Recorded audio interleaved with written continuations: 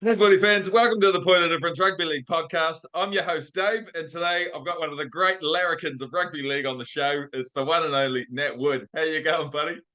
Hey Dave, how are you, buddy? I'm good, thanks. Oh, mate, I'm awesome. I'm so good to have you on the show. You're an absolute legend. We've all heard some pretty crazy stories about you over the years. And before we turn back the clock and have a chat about your career, well, what have you been up to like lately in post-footy, mate? Post football, well, I'm just a family man now, mate. I work on the ferries, Sydney ferries. I've got a great job on the Sydney ferries. I work on the harbour. I've got two little boys that are 8 and 2. They keep me pretty busy, and I've got Yeah. two older boys to a previous marriage of 29 and 25. So, Okay. pretty quiet, mate. I don't get up to the shit that I used to, but I'm enjoying life, mate. I'm probably the happiest I've ever been. Oh, mate, that's so cool to hear. Honestly, that's amazing. It's good to see you happy, man. Big smile on your face. Yeah, Yeah, awesome. So where you living, dude? Where you at the moment? I live at Freshwater, which is near Manly in Sydney. Yeah, With my lovely partner Tammy and my two boys Jagger and Tyler. yeah, And yeah, I work on the ferry, so it's a 8 minute electric bike ride down to the wharf for me to start work yeah. every day. So I'm blessed. And you're surrounded by beaches and harbours and everything. Yeah, I've got Freshwater on the left of me and Queenscliff Beach on the right. So I've got 2 minute walk either way to the beach. So I'm Absolutely pretty good, living the pretty dream. lucky. Mm. Yeah, man. Awesome. So where did you grow up, man? Let's wind the clock back. Where did you grow up and what was life like for you as a young fella? Life for me was great. I grew up in a place called Alexandria, which is in a city. Yeah, Back then, it used to be quite a roughish area. We grew up on football, yeah, pretty much sport. My dad was a first grade footballer. He played for the North, South, and Newtown. He's a good player, halfback, Barry Wood. nice. And everything for me and my brother Garth revolved around sport, Okay. be it football, boxing, like any sport. Uh, if we jigged school and dad come home and we were training, it was all right. Yeah. But if we jigged school and dad come home, we we're laying on the lounge, he'd kick our ass. So we were always training and always active. Um, yeah, so we had a great upbringing. Our parents were unreal, and they gave everything to us. So we we thrived in that environment. We're very lucky. Oh, that's awesome, man. So was it rugby league right from the word go, playing from a young age, or was that something you sort of fell into a bit later? Yeah, I started playing footy when I was 4, Okay. and I think I retired when I was 38. So I had a good A solid decent 34 innings. years. Yeah, 34 years of playing footy. But Oh, really? yeah, it was either footy or boxing for my brother and I. So Okay. uh, I went down the football path, although I did do a bit of boxing with him as a young bloke. But yeah, I was lucky enough to play a fair few seasons. So I was Oh, that's cool. good. What was it about rugby league when you were young that drew you in, that made you want to keep going back? Oh, because my dad was my hero and still is. He because he played rugby league, I was just destined to play rugby league. I just wanted to be like my dad. Yeah. So I started playing for a side called Alexandria Rovers, who I played for all my life until I got graded with South. Okay. Um, so yeah, and just growing up watching football, that's all we did. So I was always going to be a footballer. Yes, no. It's so good. Yeah, so on your way to getting to South, so what were you like as a trainer? What was your position you played? And how did all that go for you during your junior days? Well, training, we were good trainers. My brother and our old man's like a drill sergeant. He's a tough old school bloke. There's no bullshit with dad. Yeah. Um, if you fuck up, he'll make you pay for it. If you're going well, he'll praise you and look after you. So we had to train, and training we'd run everywhere. Me and my brother would run everywhere. We were fit as. So we played. I played. My position as a kid was centre. I played centre, but I was just a little skinny runt. I was always tinier than everybody else, but I was quite fiery. Um, I think that was because of my upbringing. So I was always in drama. I was always in fights playing footy, but the older kids were usually too big for me. Yeah. So as a young kid, I was just a really good trier.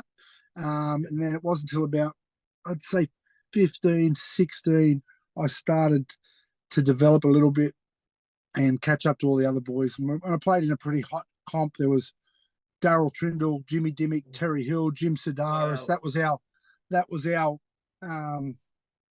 players in our age group and our Wow. age group. So it was a star-studded competition.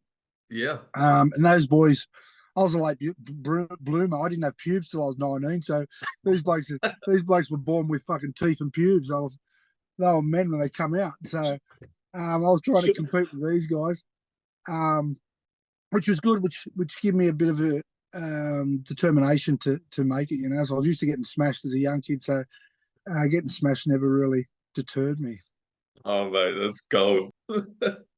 So you were tracking along quite nicely playing first grade for South. What happened to you, mate? Why didn't you debut for South Sydney? I was a bit unlucky. I used to suffer from. I used to get concussed quite a bit because I was trying to play above my weight. Okay. And I was playing under 21s for South. I was young. I think I was 17, 18, playing under 21s, and we played Western Suburbs. And me and Stephen Kearney used to rip into each other hard, right? And this was back in the day when anything went, and he and I used to rip into each other quite a bit. And I tried to dump him, and I was 60 kilos, I reckon, 63 kilos, wringing wet. And I tried to dump him, and our front rower tried to dump him with me, and he pushed him. He landed on my head, and my head hit the ground. He landed on top of me, and it knocked me out. And I remember that back then they used to do a concussion test. It was pretty simple concussion test, but they did it before you played football, so you did it at trainer one day.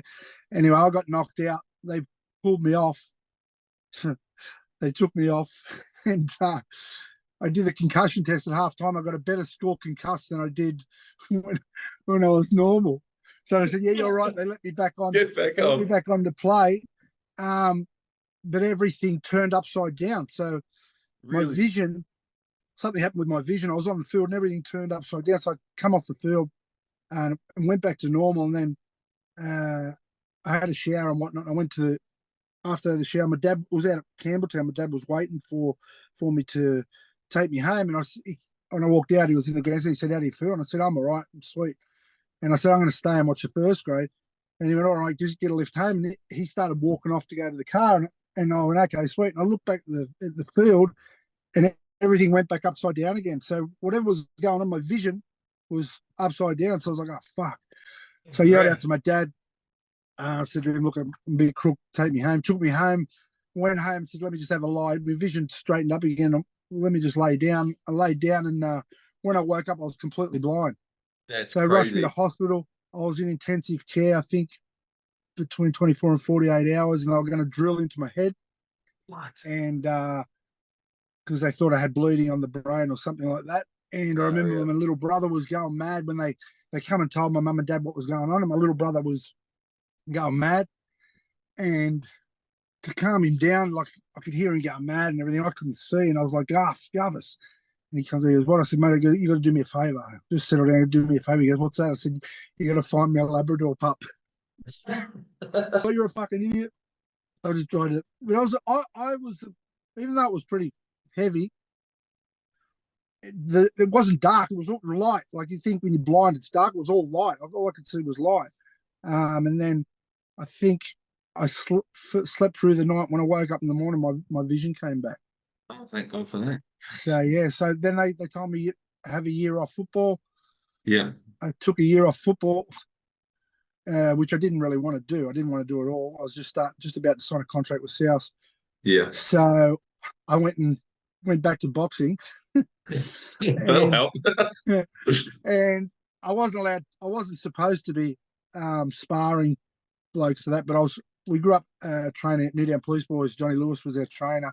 Yeah. So we trained with Jeff. We grew up with Jeff Fennick, Jeff Harding, Costa Oh, Zoo, all these. wow. So we grew up boxing. Well, I'm older than my brother. I grew up boxing with these guys, and I was sparring I didn't tell my dad, but I was sparring all these older guys as a young kid. And I wasn't getting knocked out, and I was going really well. So I just said to my dad, "Look, Dad, I've been sparring all the blokes up at the gym." And he's like, "What?" And I said, "Yeah, I haven't got knocked out. Can we go and get a second opinion?" So we went and got a second opinion off neurologist, and he said, "Look, what happened to you was a freakish thing. Like Yeah. it happens to adults. I was 17 or 18. It happens to adults. I was the first sort of adolescent to get it. Nathan Gibbs, Dr. Nathan Gibbs at South did like a thesis on me. Okay. And the bloke said to me, "Can you make a career out of football?" And I said, "Yeah, I was just about to sign a contract." And he said, "Well, you'd be mad not to do it." So I went back to South and they said, no, we're not going to give you a contract. You're too risky. Okay. I was like, oh, fuck. So then I went to the Tigers and I started from scratch, trialed in 21s. Yep. I think I got 10 man of the matches in 21s. Wow. Oh, and then I got called into reserve grade and I got like 7 man of the matches in reserve grade. Then I got into first grade at Balmain. So that all happened in that 1 year. So, wow. Yeah, so funny how things work. Yeah. So they didn't muck around; they snapped you up straight away. Yeah. Too easy. That's the reason I didn't get to play first grade, which I'm a South junior. I always wanted to play first grade for South, but didn't get to do it. So if that's my only regret. Well, no, that's my only regret, but that's my regret with my rugby league career that I didn't get to play first grade for South because I'm a South diehard. I actually really like South as well, especially back at the end of the 90s when we all knew they were going to leave the competition. So I like really supported them hard that year. Tricky Trindle and all of them, like Craig Wing. Yeah, crazy good I was side. supposed to get that year. I was supposed to get an ankle reco, and Tugger Craig Coleman said to me, "Oh look, we need you to come and play for us. We're going to play America, Lebanon, I don't know, someone else." And I said, "Oh mate, I've got to get an ankle reco." And he's like, "Oh mate, please, we need you to play. We've got to win these games." Yeah. So I said, "Okay." Put the ankle reco off, played. We won all those games. I went really well. I was thinking, "Oh great, they're gonna give me a contract. I'm finally going to get to play for South," and they didn't. They reneged, and I was like, "Fuck." And then I ended up having a meeting with Daniel Anderson. Yeah. I think it was at the airport. I didn't meet him at the airport. He must have been flying out. So I met him at the airport, and he was like, "Oh, Natty, I want to sign you." This was to come to the Warriors. I'd been at the Roosters, but then he wanted me to go. I'd been at the Roosters for 5 years, but after playing in that game for South, Daniel contacted me and was like, "Mate, can I have a meeting with you?" So yeah, he wanted me. And I was broken up with my ex-wife then. I was in a bit of a bad situation, trying to rekindle save my marriage, and he offered me a three-year deal. And I said to him, "Mate, I'm just a straight up guy. Like I don't what you see is what you get." And I was just honest with you. I could have took a 3-year deal. And I said to him, "Mate, can't sign with you for 3 years. I'd love to." I said, "But I'm going to come over to New Zealand on my own. I'm single at the moment. I'm trying to save my family. Been going through a bit of shit for the last 18 months while still playing for the Roosters." I said, "I don't want to do the wrong thing by you. I don't want to sign for 3 years, come there and piss off on you because I can't live without my 2 little boys and my ex-wife." Yeah. And he's like, "Oh, no, I still want, all right, I signed for a year and then we'll have a 2-year option." And I said, look, mate, just sign me for a year. I don't want to fuck you around. I'm just a straight up bloke. Just sign me for a year. I'll do my best for the year." Yeah. And he went, "Okay, sweet." But I think he was a bit pissed off at that. He sort of didn't like that. And so I went over to the Warriors for a year then. So that's how you landed at the Warriors. Loving it. So just to wind back a bit, what was it like making your debut in first grade? So I think you played against the Dragons for Balmain. Yeah, I do remember that. I played 21s and went good in 21s. You get pulled back then. You could play all 3 grades, and that was everyone wanted to be a legend and go, "I'm going to play all 3 grades." It was see if you could do it. Yep. So I played 21s, went good in 21s. They said, "Can you sit on the bench for reserve grade?" So yeah, no worries. This was at Leichhardt. So I sat on the bench for reserve grade. Someone, the halfback or the hooker, got hurt 10 minutes in. So I played a full game of 21s. Yep. Got on 10 minutes into the reserve grade game because I think you had to get on before half time, but they couldn't put you on. Got on. Okay. Played 70 minutes of reserve grade, and then Alan Jones said, "Sit on the bench for first grade." Sat on the bench for first grade, ended up get on before half time of first grade. So I played virtually 2.5 games. And we played St George. I think the first bloke I tackled was Scotty Goulet. He was about 6 foot massive. 120 kilos. And I was 63 kilos. and I tackled him and I tried to pull him down. He was like standing up, how big he was. And I tried to pull him down and he just like looked at me and just dropped his ass like and sat on me and made it felt like my intestines come out of my ring. I was just like, winded me. I was like, fuck. But yeah, that was my. I played first grade that day, and then the next weekend we played. I got to the starting side, and we played Canberra. Then when it was the Green Machine down at Bruce Stadium. Wow! And so that was my starting in first grade was against the Green Machine at Canberra. They were beating us 32-0 at half time. Yeah. And Ciro, I remember Ciro was captain. He's like, "Come on, boys, let's." They scored the try. It was just before I was like, "Come on, boys, let's make this respectable." And I was like, "Fuck that, let's fucking beat these fuckers." And they're like, "Oh," and everyone's like, "Who's this kid?" And we ended up coming back, and we had a 32-all draw, and I got man of the match, and I was in the wow. And I had my headgear on. I looked like a fucking mongo, a little skinny rump with a headgear on. I looked like Jonathan Docking, and I got man of the match. So that was my first grade starting debut. Dude, that's awesome. What Yeah. a bloody good story. So you only played 14 games or so. You made a really good fist of first grade, but they like switched you around all the time between 5'8", halfback, couple of games on the wing. But did you feel like you'd made it? You'd finally landed in first grade? No, I never felt, because as a kid it was just something. It was like a mental block for me because I was a kid. I was always the littlest, the skinniest. They'd always put me on the wing or on the bench, and I'd hate it. I had the worst temper as a kid. Like I was fiery as all fuck, and I just want to fight the coach and fight everyone.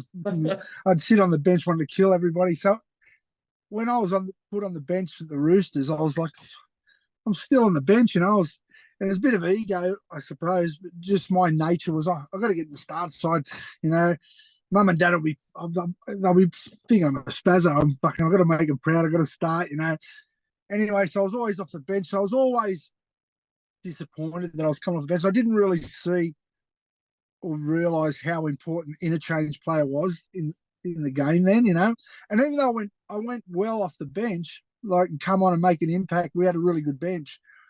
I still didn't feel like I was part of the team. I felt like I was part of the team because, like, outside of the footy, it was always fun, party, playing tricks. I felt like part of the team like that. But when come game day, I just couldn't get my head around being on the bench all the time. I was kicking stones nearly every week, but I'd still get on and do my best. And that was what Gus used to play me off the bench, interchange. I played second row, played everywhere really. Yeah. And I was just I think when I was at the Roosters, I was 72 kilos, maybe got to 77. And we remember when we used to do like weigh-ins and we'd have strength tests and that. They weigh us, and I used to get Jack Ellswood to stand on the scales behind me to get me to 77 kilos because I'm thinking if Ronnie Palmer sees I'm 72 kilos, they're not going to play me hooker, Like I was just so that was the time at the Roosters was unreal. Great mates, Freddie, Fletch, Andrew Walker, like Luke Rickerson, Adrian. We had a really good side, star-studded team. But yeah, I just didn't feel. I only place I really felt like I owned the team was when I went to Warrington. When I went to England, I was captain most weeks, and I ran the side. And then I played my best football because I had ownership of it. I felt like I owned the team, and so I played accordingly. I played my best football in England for that reason. Yeah. Been through like all your stats, all your seasons, and that's the club where you landed on your feet, playing halfback pretty much every week, scoring a shit ton of tries too as well. Yeah, I guess you just had that. I think we played 5 seasons or 4 seasons, and I think I scored 69 tries. So yeah, it's phenomenal. It was just so it suited me, and it was an attacking game, and like the top teams, Wigan, St Helens, Bradford, Leeds, they were on par with NRL sides.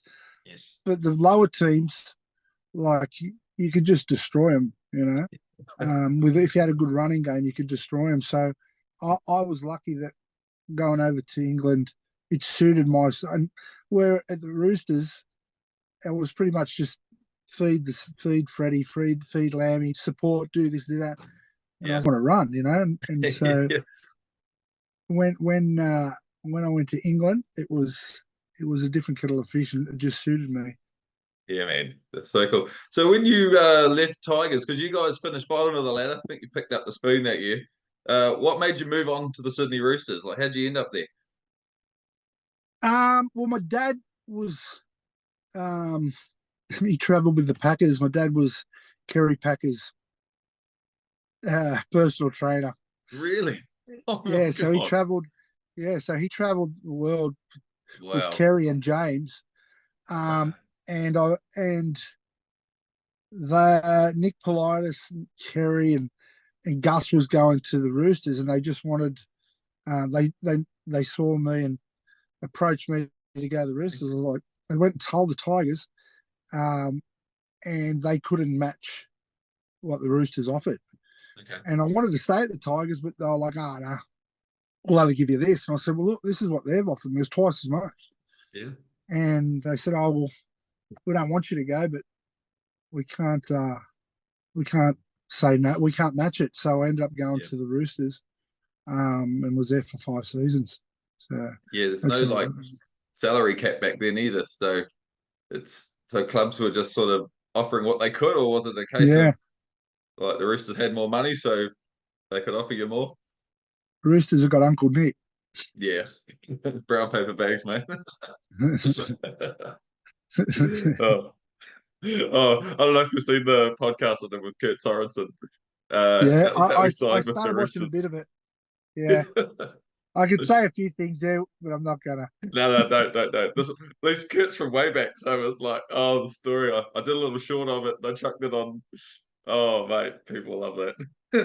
Yeah, yeah, So good. it was good. So, Good times at the Roosters.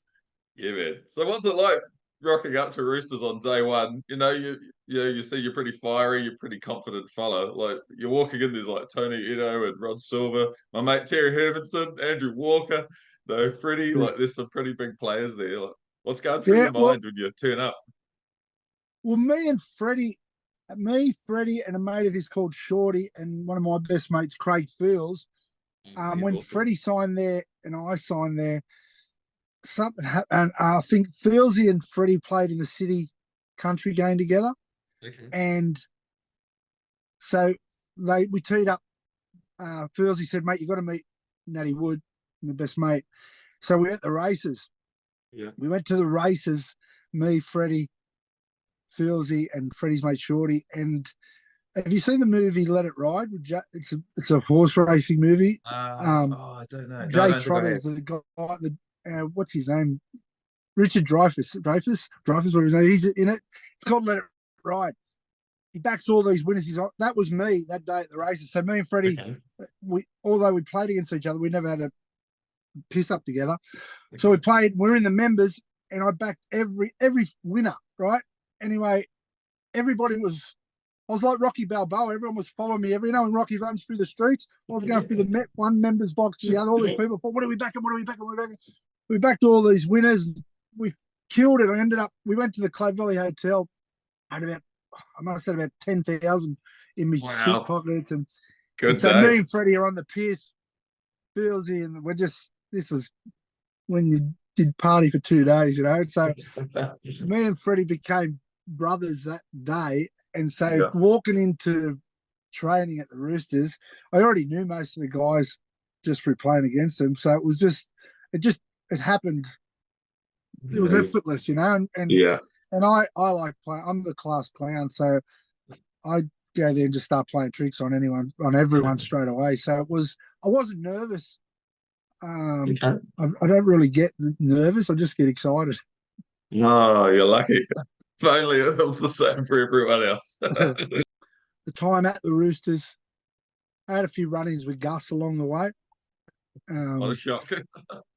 Yeah, I had a few serious run-ins with Gus, which, without going into too deep, Gus would throw me into first grade. I get man of the match. He'd drop me the next week. Like, what the fuck? So it was just a mind game with Gus. So in the end, we had a big fallout, And without going into too much detail, we had a big fallout. I ended up offering Gus out at the Clove Valley Hotel. So he said, no, thank you. And then we sort of, that was me at the Roosters. They got in the grand final. The next, Gus left. So I outlasted Gus. I said to Gus, I'll fucking outlast you.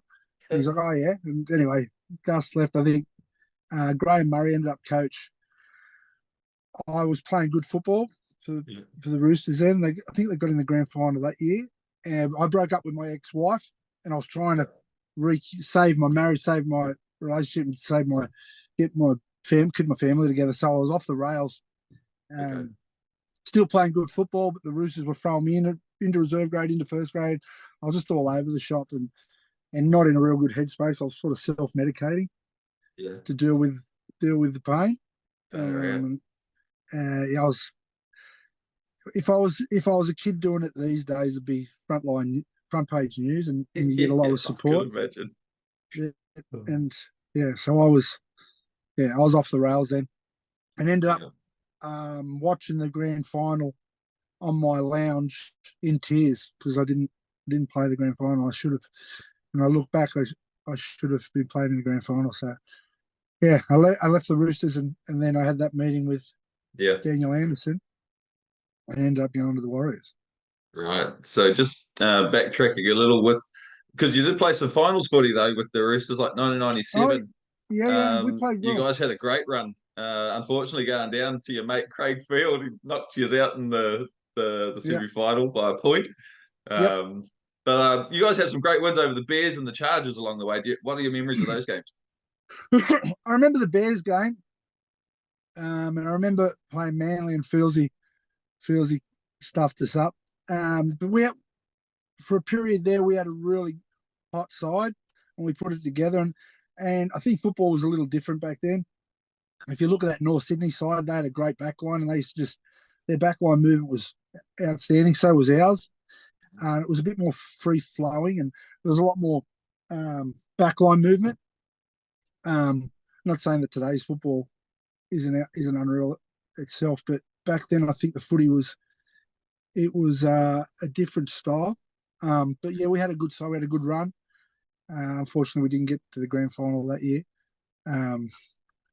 But I loved every minute of the Roosters. We got up to some funny stuff, some great nights, and some great friendships made there. So, it's a great segue into asking, what's one of the great pranks you might have pulled in your time at the Roosters? Oh, look, I'm hyperactive. And I used to just get bored at home, just say to my wife, I'm going. She go, where you going? I said, I'll be back at 10 o'clock at night. And I'd go and break into some of my teammates' houses and jump their back fence, go through their back door, get in under their bed and wait till they get into bed, or hide in their cupboard. And I used to get everybody. I think at the Roosters, there's so many. Like I got a few of the boys. I got Luke Ricketson. I went to his house and I jumped his back fence. Yeah. He lived near Centennial Park, and I climbed his fence, and I could see him laying on the lounge. And I snuck in and I hid behind. I got to this wall and I hid behind the wall, and I was like this, and he was there on the lounge, and the fridge was next to me, and I was just hiding. And he was just watching TV. And he got up to get something out of the fridge, and it's like 10:30 at night, and I'm in his house. Come through the back, and I was like this behind the wall, and there's a wall there, and the fridge is there, and he's come from the lounge room to get to the fridge. And as he's come back to the fridge, I've just gone. I had a big scream, those scream masks. And he's just going, fuck. He thought it was a home invasion. And I'm going, he's going on. He's fucking running through his house, screaming. He took the mask off, and he's like, you fucking idiot. So then I got him and said, we'll go get, there was Julian Bailey, Simon Benetti, and Justin Dooley, and they lived at Coogee. Yep. And he's like, it's fucking 10:30, you idiot. I said, shut up. Get in the car. We got the car. So we drive there, and they lived in units, and they're on the bottom unit, and you could see them. It was middle of winter; it's freezing, and they're all fucking cuddled up on the lounge with a blanket. And I looked through the thing, and he goes, and we couldn't get the doors open. He goes, what are we doing? I said, we'll climb up on the roof. And he goes, what? And there was a little bathroom window. And I said, we'll get up on the roof. I said, boost me up. And he boosted me up. And I pulled him up. We got up to the he's like, I can't get through the fucking window. I popped the window off. I got through the window. I said, you go back downstairs and I'll let you in. Anyway, I was gonna let him in. Anyway, I got through the bathroom window. I had to squeeze through it. I got in there and I'm thinking, fuck, what am I gonna do? I'm in the second floor. Thinking, oh, I'm there on the lounge. And I had this screen mask on. So then I just got a blanket. I put the blanket around me and I had this screen mask on. And this staircase, the bathroom, I tried to make a noise in the bathroom. I smashed something in the bath, but they didn't hear it. I was like, oh. So then I put the blanket around me with the screen mask, and they had a staircase. So it went down like that, and it had a landing, and it turned and come down. And the bottom of the staircase, they're on the lounge like this. So I've come down the stairs with this mask on like this. Like opened it up like fucking Count Dracula. And they're all on the lounge, and they've all just gone, fuck. And I'm trying to jump on them on the lounge, and they're kicking their legs up, like pushing them, throwing themselves at me to save themselves. And I'm going, and they go, ah! Simon Benetti was nearly crying. They thought it was a home invasion. I'm pissing. I'm holding my dick, trying not to piss my pants, trying to attack them, laughing. And then my screen mask come off. They're like, oh, Natty, you fucking idiot. So I got them pretty good. And I went to Dave Barnhill's house. It just become a regular thing for me to scare people. They'd all be, I'd go to training on the Monday and they'd be like, don't fucking get me this week. Like, so they're all on edge. Yeah, I used to get off on scare. And then the scarier you were, or the more respected you were, the more chance I was of getting it. You know. So yeah. So that leads me to ask you said you came to the Warriors. There's a couple of really good stories out there about you getting Kevin Campion and Ivan Cleary. Now, I'd love to hear those stories, mate. They're fantastic. So when these other people tell these stories, they get them all mixed up. Like they all blend in.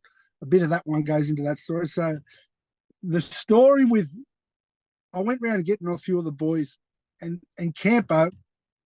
Campo's a tough guy, right? But he's scared of the dark. He's scared of the dark, right? He's a fucking soft cop. Okay. And I used to rip into him, and I started scaring everyone. And he used to say to me in his husky voice, don't fucking get me, you little prick. I'll fucking bash you. And I go, oh, yeah, of course you're going to bash me. I said, I'm going to get you. And he's like, you better not get me. I said, I'll get you. Anyway, we had a barbecue and at my house, and him and Ivan come over, and Campo's kids were young, my kids were young. Obviously, Ivan's boys, Natty was young. They were all babies, but around the same age. So I had a barbecue at my house. I used to live in Penrose. They come there. Anyway, got late in the night. Campo goes, oh, mate, can I just change my kid's nappy? I said, yeah, go in my bedroom in there, no worries. So he changed his kid's shitty nappy, and he stuck it in the pillowcase on the bed, right? And thought, fuck yeah, I'm gonna fucking get Natty. So everyone went home. We clean up. Me and my missus get into bed, and we're in bed. And she goes, "What the? You fart?" I was like, "What?" She's like, "Oh fuck, yeah, did you fart?" I was like, "I didn't fart." She's like, "I can smell shit." And I was like, "What are you on about?" She's like, "Oh." Anyway, he put the nappy in her pillow, not my pillow. Right? So he didn't get me. So I lob at training the next day, and he's there with a big grin on his face. He goes, you little fucker, how'd you sleep last night? He was scared of my ex because she's rough as fuck, right? And I said, you're gone. And he goes, what? I said, you didn't get me. You got my missus, you fucking idiot. He's like, what? I said, she's gonna get you. He's like, oh fuck. Well, he's shitting himself. Anyway, so I said to him, because his missus, I think her name was Kylie, she used to go back to Australia every 3 months or something, right? And then Campo was, because he's scared of the dark, he'd sleep with the lights on and that fucking poof, right? So I said to him, oh, Kylie's Kylie's going home next week, isn't she? And he's like, yeah, why? And I said, you're gone. I said, I'm going to fucking pay you a visit. He's like, don't fuck around. Don't fuck around. I'll fucking kill you. I was like, shut up, idiot.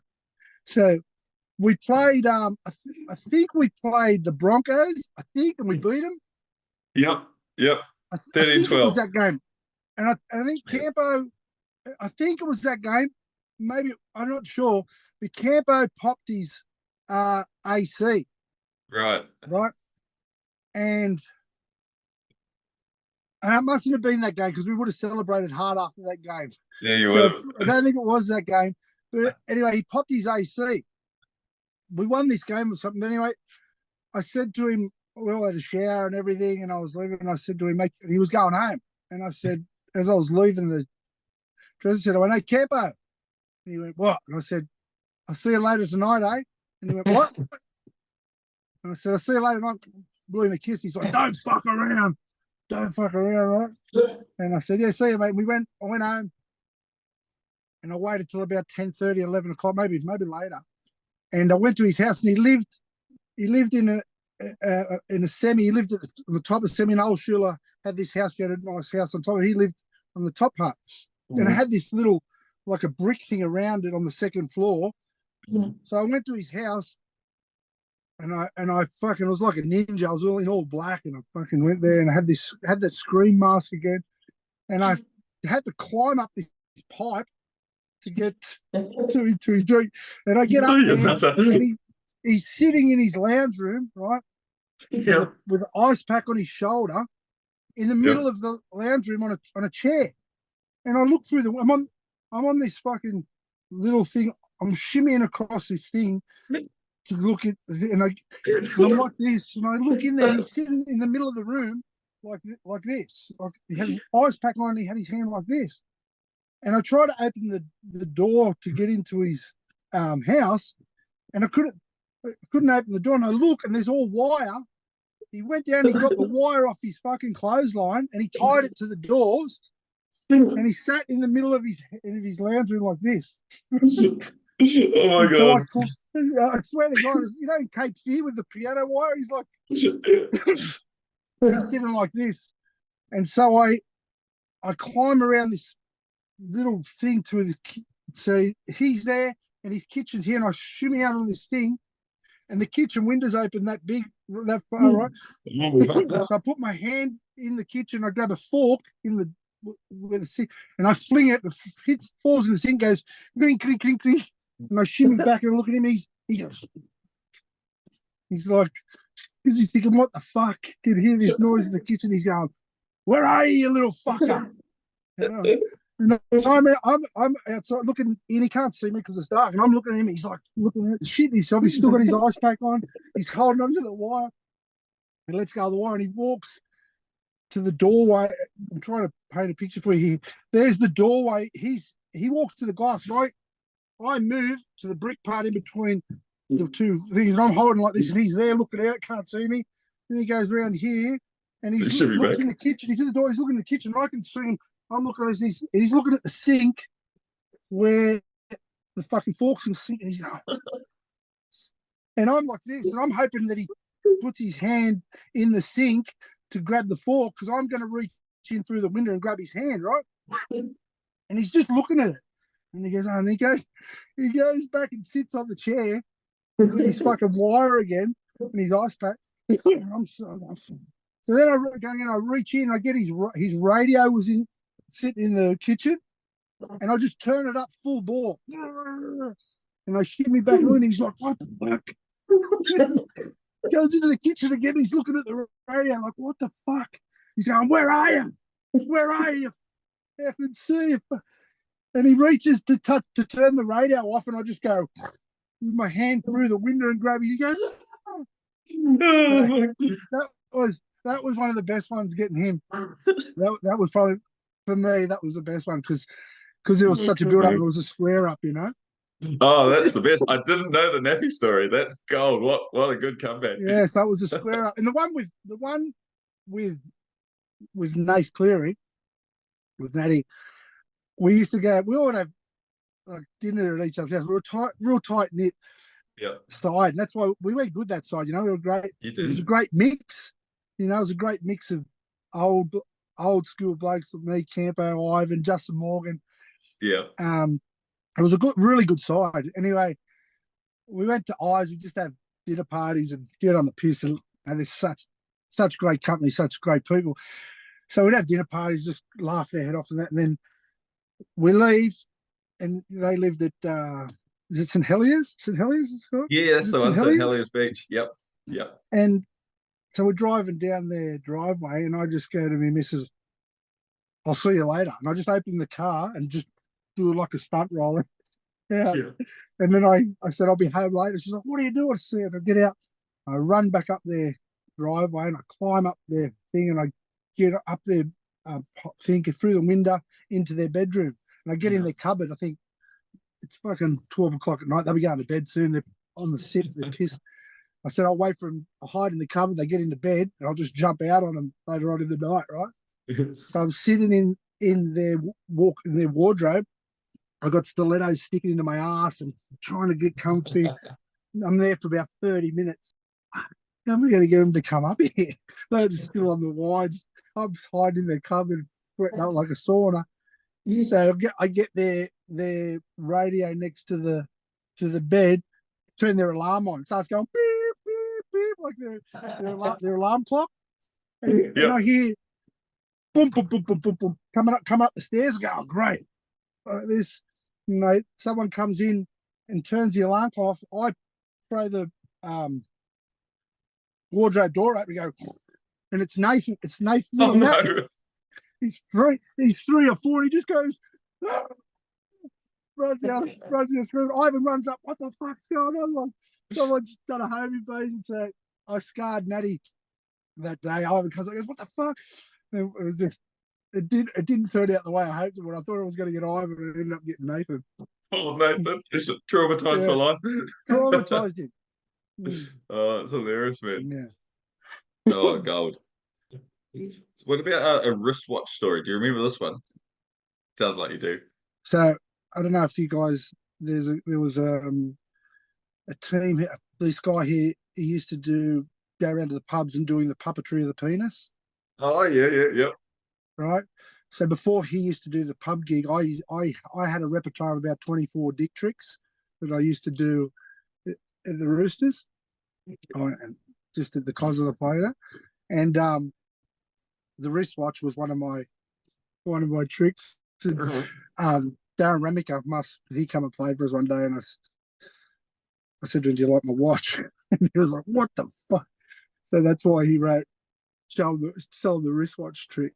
So yeah, we used to we did it was a good story. So I used to do my dick tricks as the Phantom, right? So I used to put a plastic bag over my head with some Ray-Bans and get a towel and just do dick tricks in the showers for the boys. And then people would call out, "Do the Hills hoist, do the chicken's breast, do this, do the hamburger, do the wristwatch." And so I'd just do the repertoire of dick tricks as a party trick. And so anyway, as the Phantom, anyway, we went and played at Atherton, and we had Freddie. Everyone played. I can't remember who we played. And Atherton's like a bush town. I think it was I don't know, a Challenge Cup match or something. I don't know, or maybe a trial. And Arthur Beetson came with us, and so we play, and then we all get on the piss, and we're in this old style pub in Queensland, and it's just it had this top part with pool tables, and both teams were in there. Put a big piss up, and then we're all blind. And I went to bed because I was pissed, and then Shawnee Garlic comes and bangs on my door and goes, we want to see the Phantom." And I was like, "What?" Because that's what this alter ego of mine was called the Phantom. He had plastic bag and Ray-Bans. And I'm, "What?" And he's banging. He says, "Come on, Natty, we need the Phantom. Come out this." And I was like, "Man, I'm fucking in bed." He goes, "Come on, we need the Phantom." I was like, "Okay." So we get a plastic bag, tie around my head, put the Ray-Bans, put holes in it, put the Ray-Bans on. Then I get a big blanket. I'll be asleep for an hour and a half. I'm blind.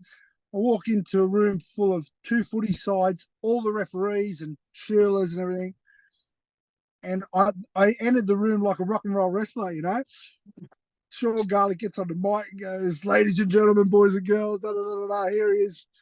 Weight 75 kilos, parts unknown, da, da, da, like." And I come out in this fucking big blanket, like a robe, and here he is, the Phantom, right? And all the Roosters boys see the Phantom regularly, so they're like, "Ah!" Whoever we were playing, I don't know who it was, St George's, I don't know who we were playing. No, it would have been one of the Queensland teams, I'd say. They're like, "What the fuck?" And they're cheering and everything. And there's all these supporters that got into this gig. Yeah. A lot of them are all bushies. And I do a walk around the room like Hulk Hogan. And I look at people and I'll do a lap. And then I get to the door and I just open the blanket and drop it. So I'm in the nude, plastic bag on my head and fucking Ray-Bans. Johnny Garlic goes, "The wristwatch." The wristwatch. The knuckle dusters. I put over my knuckles and do the knuckle dusters. The heels hoist, where you wind it up and then I spin around. The chicken breast, the windsurfer. And now everyone's going, "Ah, yeah." So I'm walking around the room doing these dick tricks in front of people. And the referees are in there. I think his name was Manson, Dave Manson. Is it Dave Manson? Yeah. And he's cheering, and the refs are all the piss and mixing with the boys. And they got to start fucking ringings. And so I do me 24 tricks around the room, and then I just vanish back to my room, go to sleep. Yeah, see you later, Phantom. The next week, we play the start of the comp. Dave Manson's the referee, and me and Fletcher. And he's going, "Get on side, Phantom. Phantom, get back. Get back, Phantom." So, yeah. Oh, dude, that's cold. Oh, man. Was there anyone, my wife wants to know, was there anyone you were too scared to pull a prank on during your career? No, No. no, No one's no off way. limits. No one's off limits. The scarier, the better. The scarier they are, the better. Absolute gold. So we'll actually talk to footy now. Okay. Yeah, you had a great year with the Warriors. Yeah, like you had. I think your debut was that 13-12 win over the Broncos, and you put a few sides away during the year. You beat Parramatta, who were like top of the ladder all season, and you guys actually finally qualified for the finals for the first time. What's it like to be a part of that first ever Warriors squad to put the fans out of their misery finally? Well, for me, it was a terrible experience because me and Daniel Anderson, like he's a school teacher. I'm a class clown. Yes, right. So I don't think much of the bloke because of things that he did along the way. And I'm straight up. I'll give you my heart and soul. I played my heart out for the Warriors, and we won more games than we lost when I played. But he would just drop me. I'd get man of the match, and he would drop me the next week and send me back to play for Mount Albert. Right? Yeah. And I was like, Ando, what are you doing? Like, I'm a confidence player. We won. I scored 2 tries. Like, and he go, no, you're not playing. I go, mate, why not? And he just was. He and I, we started clashing, and it got worse and worse and worse. So he and I got really heated. Yeah. For one reason or another, and it was a shit pot situation because Campo, Ivan, all the senior players, virtually, I think nearly every time I played, we'd win, right? Yeah. And I don't know what the strike rate is when I played, but we beat all the top sides, and he just play all these mind games with me. And it was just shit. And so the last game, Campo said to me, "Mate, you got to have Natty in the team. Like, he has to be in the fucking team. We need him off the bench or whatever. Yeah. We just need him." And he didn't like it that Campo and the boys like said, "Fucking, we need Natty," right? And so we played, and I didn't have a contract with. I was off contract with him because I only signed for the year, and I think he had the shits with that all along. And then a few other things happened during the course of the year. And he gave me 3 minutes. He gave me the last 3 minutes. We're getting smashed. Like Oh, he didn't throw me on. Campo, I think Campo got injured or something. He was like saying to Ando on the fucking put him on. Put him like screaming. Ando was just sitting, not putting him on. He put me on for 3 wow. minutes. Oh, So we got on. I had no chance of doing something in the semis to get myself another contract. He just tried to ruin me. After the game, me being me, he was walking around shaking everyone's hand. He had a bit of an entourage of mates. So he come to shake my hand, and I told him what I thought of him, and he got pretty heated, yeah. and he sort of shit himself, and fucking everyone broke it all up, and I was just turned into a fucking, I was fiery as. So you can Yeah. imagine what I was I saying. can imagine. And yeah, and so I offered him and everyone. I just lost all of his entourage, and then I settled down. We settled down. We got on the drink. We had this fucking bullshit thing, kangaroo court. You had to get people. You had to, it was just a stupid thing. Anyway, I got Ando up and made him stand. Whatever people told you to do, I made him stand in a bucket of ice and ridicule himself, and because you had to do whatever. And I think he took that to heart. Anyway, then I signed. This is how much of a prick he is, right? Yeah. I signed with Wakefield. He got wind of it, right?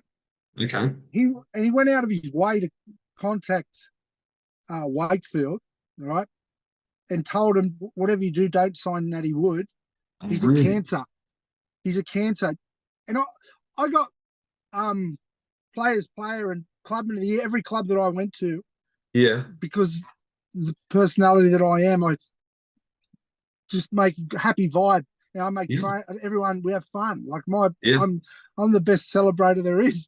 Anyway, he went out of his way to tell them not to sign me. So I had a contract with him. Wow. I was down. No NRL side was going to sign me. I had to go there. I was on shit money.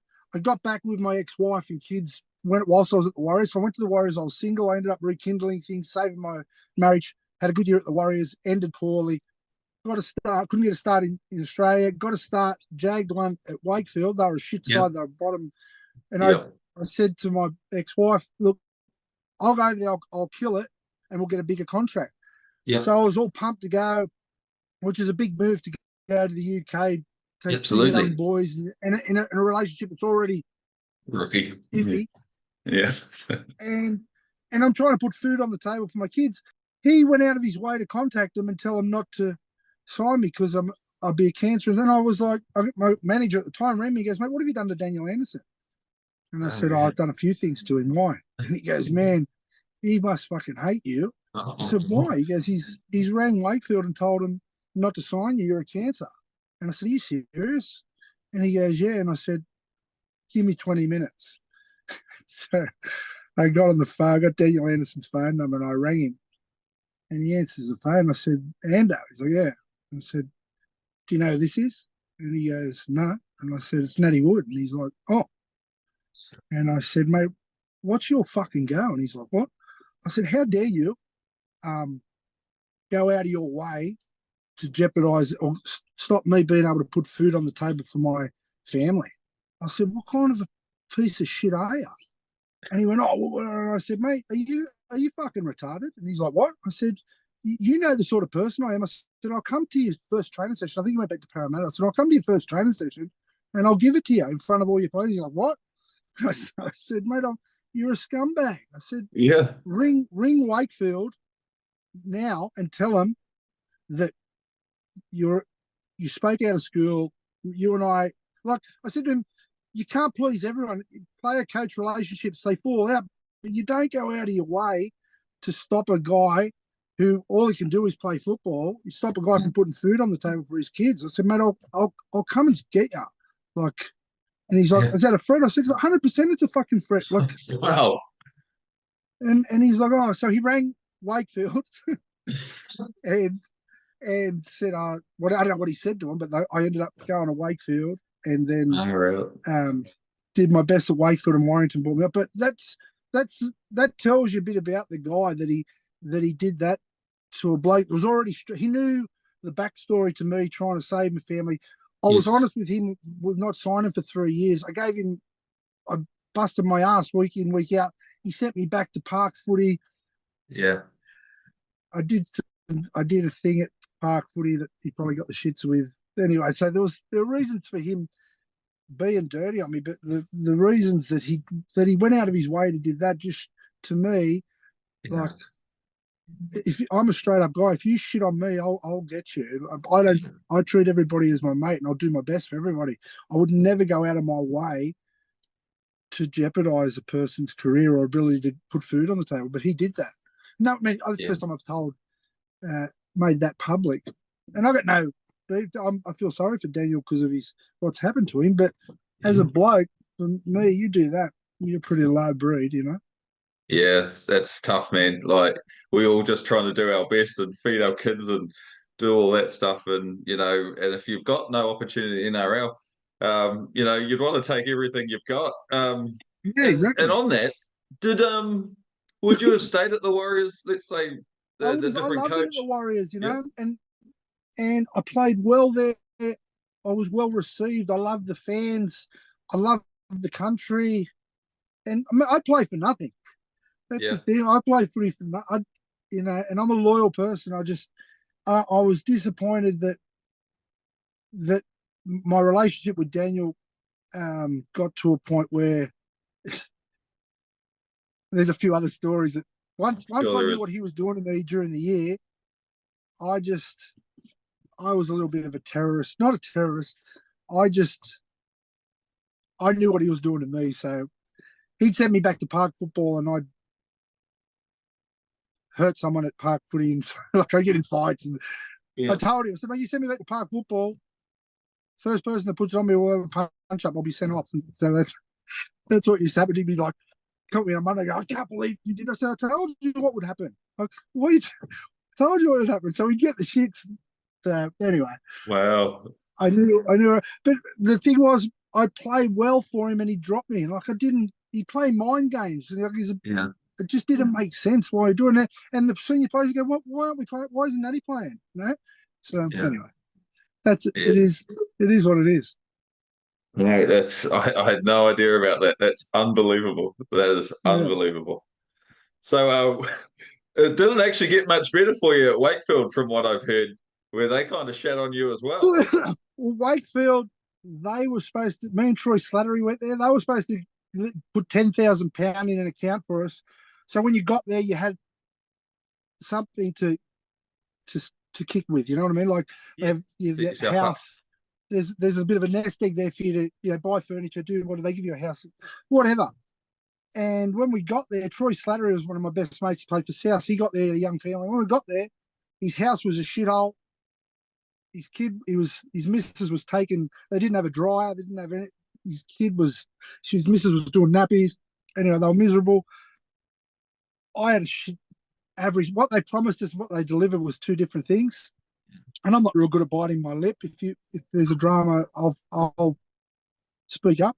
Anyway, I fronted them and said, "You guys need to sort things out with us.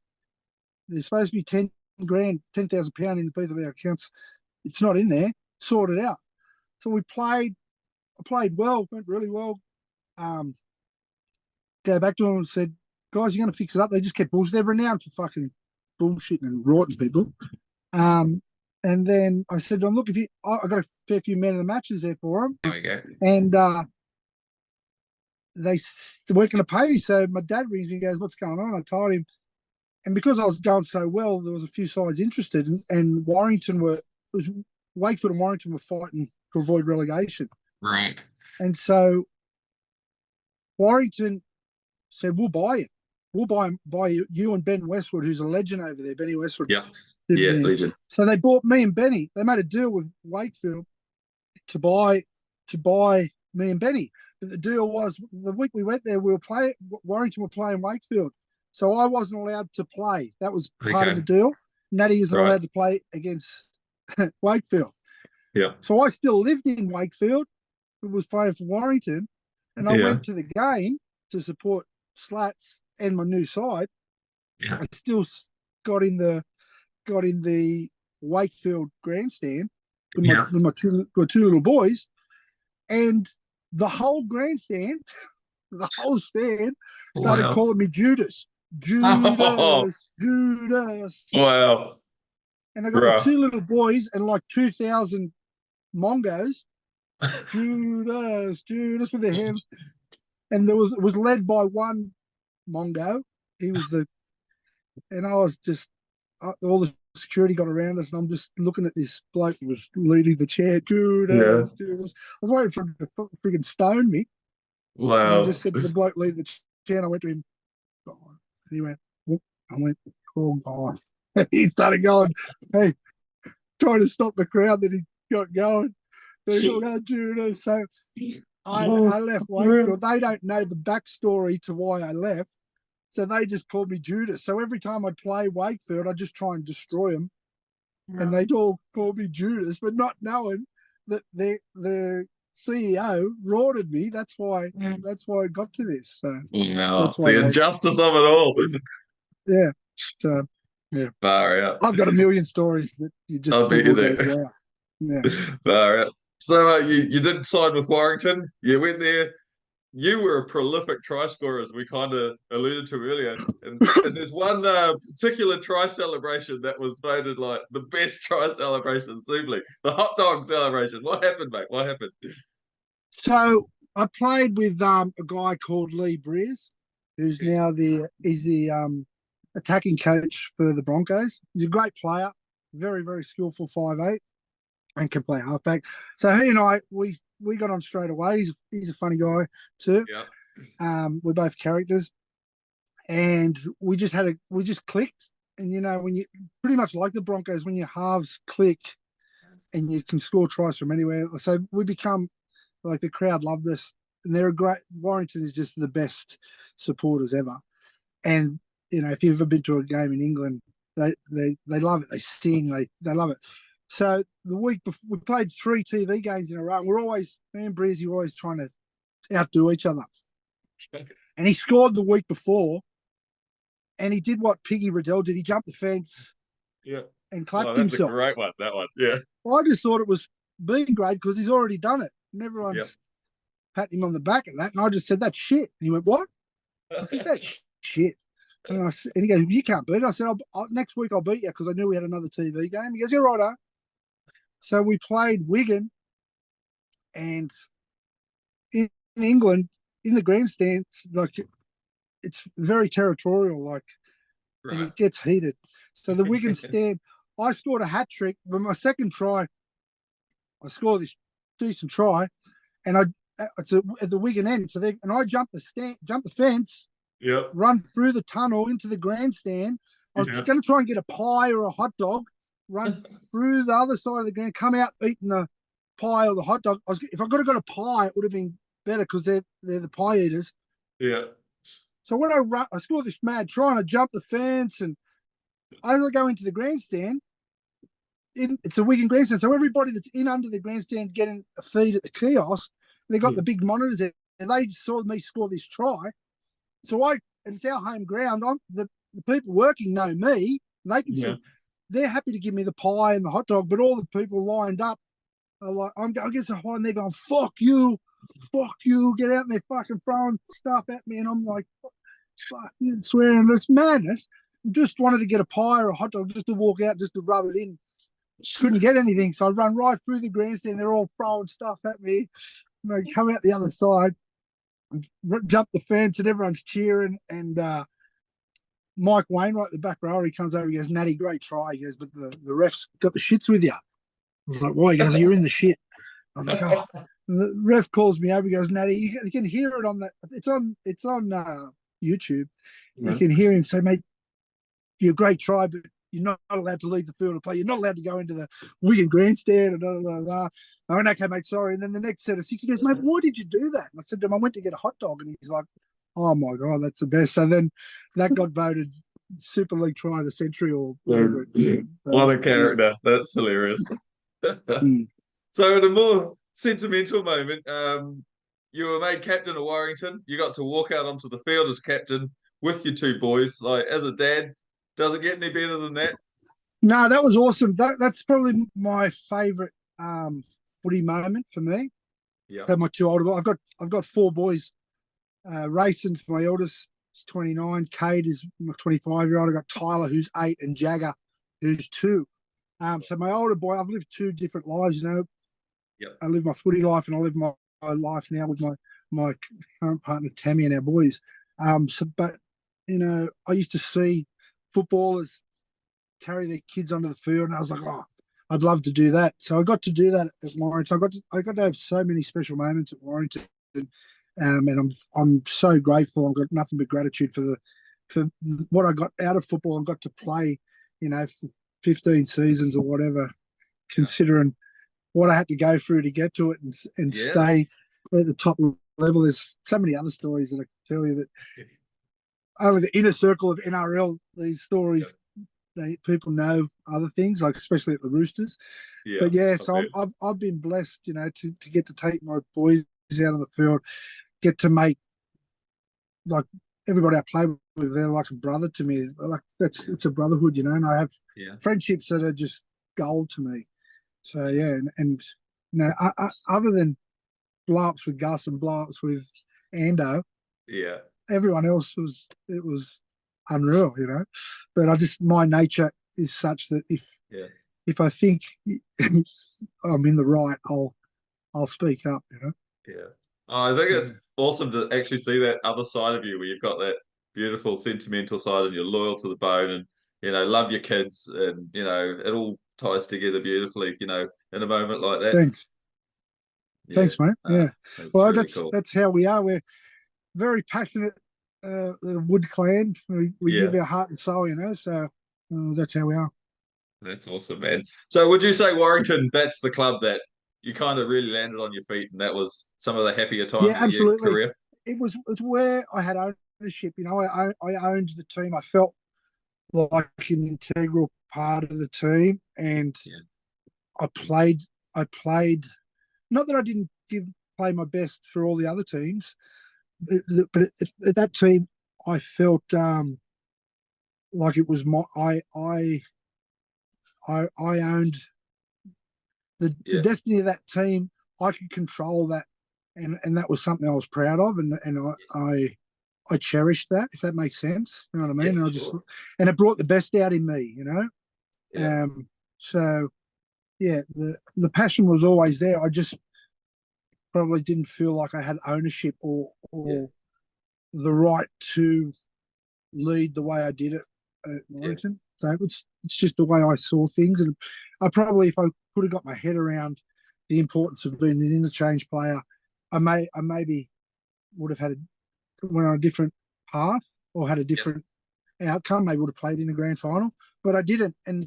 And what I did at Warrington made up, like everyone wants to play in the grand final. I didn't get to play in the grand final. I got close many times. I got close to getting a Challenge Cup final many times. But the memories and the things that I got to do that we haven't mentioned made my career very fulfilling to me and something I'm proud of. It's awesome, man. That's so cool. And I know, like I said earlier, I've been through all your stats from pretty much all your seasons, like prepping for this, and I just noticed at Warrington you were always starting halfback, and a prolific try scorer. Like, man, you could find the try line. One particular season, I think got about 16 tries for a halfback. Yeah, I was lucky. Crazy. And when Joey came over, they signed Joey. That's right, he did too. A mate of mine knew though. I backed this because a mate of mine that rang me when they were going to sign Joey and said, "Natty, who's going to win the Super League?" And I said, "Oh, I think Bradford or Leeds." And he goes, "Can you guys win it?" I said, "No, we can beat them all, but I don't think we can win it." So we get the green. He goes, "What if you had Joey?" And I said, wow. "Oh yeah." I said, "Oh yeah." And like I knew, I said, "Well, if you had Joey, I'd put some money on us." And the guy is a big punter. Yeah. And I said, "I'd have some money on us." So he said, "Well, go and have a bet." And I was like, "Okay." And the next week it was announced that Joey was coming to play for us. And like, another good story, when we first played at Halliwell Jones, the new ground, I had a feeling that I'd score the first try. So I said to the whole team, we're all mad punters. And I said to the team, "Boys, I'm going to score first try." And they're like, "Really?" I said, 100%. I said, "Put some money together. We'll get on." And they're like, "Okay." So, because you bet everywhere there. It wasn't legal. I'm not going to get in trouble now. I don't think they're going to come hunt me down. It's too late now. So I had 400 quid on me. I was $16, 16 to 1. Wow. And all the boys, everyone had something. And if you have a look at the footage, I sent it to you. You I'll have put a it look on, at the mate. footage. We score that first try, and it's a mad try, but we just go berserk because everyone's like cheering. So having a punt was part of the part of my makeup. I found out that Joey was coming, so I had a little something. It was going to be my superannuation fund. Um, should we win the Super Leagues? And Joey came there. We beat Leeds first game. We beat all these gun sides. We got into the semis. We beat Hull to get into the semis, Yeah. and then we played Hull first game in the semis. And I said to all the boys, "Don't go out and get on the piss." And I'm the heavyweight champion of fucking podium. So boys, don't go out and get on the piss. Anyway, they all celebrated, got on the piss with Joey, and we got beat by Hull first game. I was devastated. Like, Oh, I think if we beat Hull, we probably would have won it because Joey killed it first game, and Hull was we played poorly. But if we yeah. beat Hull, we would have got on a roll and possibly won it. So just another sad tale. Still Oh, some but great memories. you got to play with Joey, But mate. when That's I unreal. spoke to Joey about playing in England, and he was like, "Man, how fast is it?" And I said, "You Yeah. reckon?" And it just goes to show, like for me, it suited my style of play. Where Joey was like, Yes. "Man, it's so fast," you know. And Yeah. horses for courses. But the Super League style of play suited me and suited my style of play. Yeah. Mate, that's amazing. So, when you hung up the boots into 2005, how did you deal with that at the end of your career? I mean, that's all you've known, Yeah, like you said, for years. I I bought a business. Didn't have any real business acumen, Okay. and I broke up. I ended up eventually breaking up with my ex-wife then, and I had this business. I had all these guys working for me. I had a truck wash business. I was paying them cash because they were working on a Saturday and Sunday, and half of them wouldn't turn up, so I had to pay them cash. So I ended up with a big tax bill. It was a Oh, bit of a shit fight falling back in, well, learning how to, after being on big money playing football, go back to normal yeah. wages, and I had no real business skills. So yeah, it was tough. Um, hit rock bottom for a fair while, Yeah. um, and just started had 2 years off footy. Then got asked to captain coach the local side in the South comp. Did that. It was off the rails for quite a while, and Okay. then got myself back on track without going too deep. Yeah, no, Met my all good. current partner Tammy, who is the best, Yeah. and yeah, That's awesome, doing man. good. It's really great to see you in such a good headspace now with just happy days, living life, living the dream. Yeah, man. Yeah, I'm lucky, mate. I'm lucky that I found my partner and I've got my two little boys now. Yeah. Otherwise, I'd probably still be lost. Yeah. Oh, it's honestly awesome to just see you happy. It's getting that partner that really suits you. That Yeah, I've been there exactly. Not. myself. I know it's Yeah, yeah, amazing to yeah. find So that yeah, someone special. yeah. I'm Yeah, blessed. I'm lucky because I'm. It takes a special person to put up with me. Yeah, so mate, I get mate, emotional when I talk about how lucky I am with Tammy. So it's beautiful, mate. I've had the same journey, so I hear you. yeah, Yeah, mate, yeah. it's awesome. So let's finish with a few fun questions. Who do you support in the NRL these days? Who's your team? Well, look, I'm a South junior, so I'd love to see the Bunnies do well. Um, and I've followed Penrith because of Ivan. You know, I Yep. I and Nath. Um, I just like seeing Ivan do well and Nathan do well. So look, Awesome. I'm a South tragic, Yeah. but I like Penrith because of Ivan and Nathan and Beck. But I just love watching the game. Like Yeah. I love watching the footy, and I'm amazed at how good athlete these guys are. Such good athletes. So yeah, I just love watching the game. Awesome, man.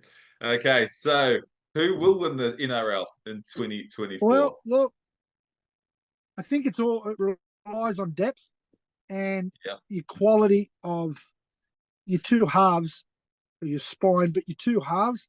And I think that um, Penrith with the guy that played on Friday night. Is it Yeah. what's his name? Brett Schneider? Schneider. Is Yeah. it Schneider? Yep. I think that he so far is that game that he played. He's other than Nathan Cleary, he's the quality halfback in the comp on that performance. Right. And so for depth, I think that Penrith are still going to be really, really hard to beat. Like I just saw a clip this morning. I don't know how true it is that Nathan Cleary's out for the season. Is that true? No, it's a prank. I think that's a The prank. prank, yeah. And I was thinking, Yeah. but anyway, April Fools. yeah, it's a good April Fool's. I was actually going to April Fool you this morning, right? But my brother didn't show up. I was going to get, because no one's seen me for 25 years of the Warriors. I was going to get my brother to start the interview with it. He's bald, right?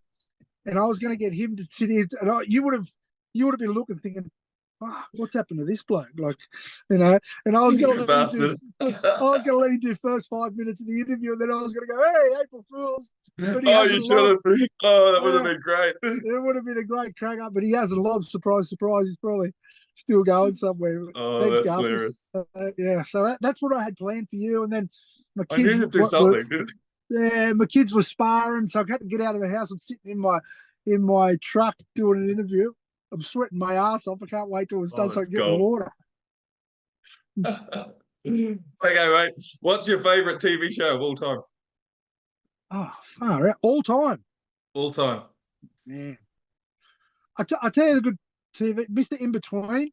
It's an Aussie show here. Have you seen it? No, I haven't. Look, I like. There's a show called Mr. In Between. It's one of my favourites. I don't watch that much TV, and I don't watch the news, and I don't read the paper because I just think it's all doom and gloom.